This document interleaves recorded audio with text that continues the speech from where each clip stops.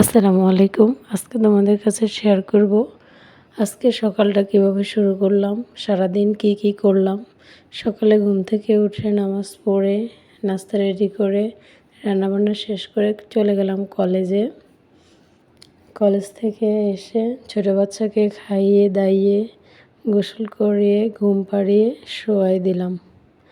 তারপর পুরো ঘরটাকে ক্লিন করে নিলাম। সকালে একেবারে ঘরের কোনো কিছুই গোছগাছ করি নাই, কোনো কিছু পরিষ্কার করি নাই। জাস্ট নাস্তা তৈরি করছি আর রান্নাটা করে চলে গেছি। বাচ্চাদেরকে মায়ের কাছে রেখে এখন পুরো ঘরটা ক্লিন করে নেব। আগে আমার নিজের রুমটা পরিষ্কার করে নিচ্ছি। তারপরে সকালে রাত্রির কিছু প্লেট বাটি ছিল বেছে নিয়ে ওইগুলোও ধুয়ে নিলাম। ওইগুলো ধুয়ে নিয়ে পুরো রুম, আমার দুইটা রুমই পরিষ্কার করে নিলাম।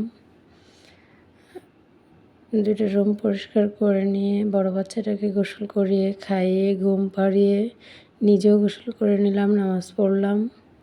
অফ ক্যামেরায় সব কিছু আর ভিডিও করলাম না, কিছু জিনিস করলাম। তারপরে কিছুক্ষণ খাওয়া দাওয়া করে কিছুক্ষণ বিশ্রাম নিয়ে বাচ্চাদেরকে নিয়ে আবার মাঠে গেলাম। ওদেরকে কিছুক্ষণ বাইরে খেলাধুলা করে বাসায় আসলাম। অফ ক্যামেরায় মাগরিবের নামাজ পড়লাম, নাস্তা বানালাম। ভাই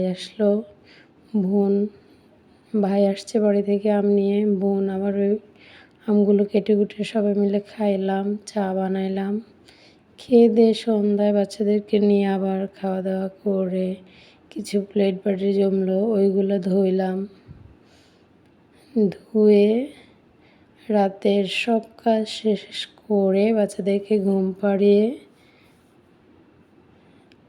যখন শুতে গেলাম তখন ঘড়িতে দেখে তখন রাত্রের সময় 12টা 35 মিনিট। এই ছিল ব্যস্ততম একটা দিন। ওকে, ভালো থেকো, আল্লাহ হাফেজ, গুড নাইট।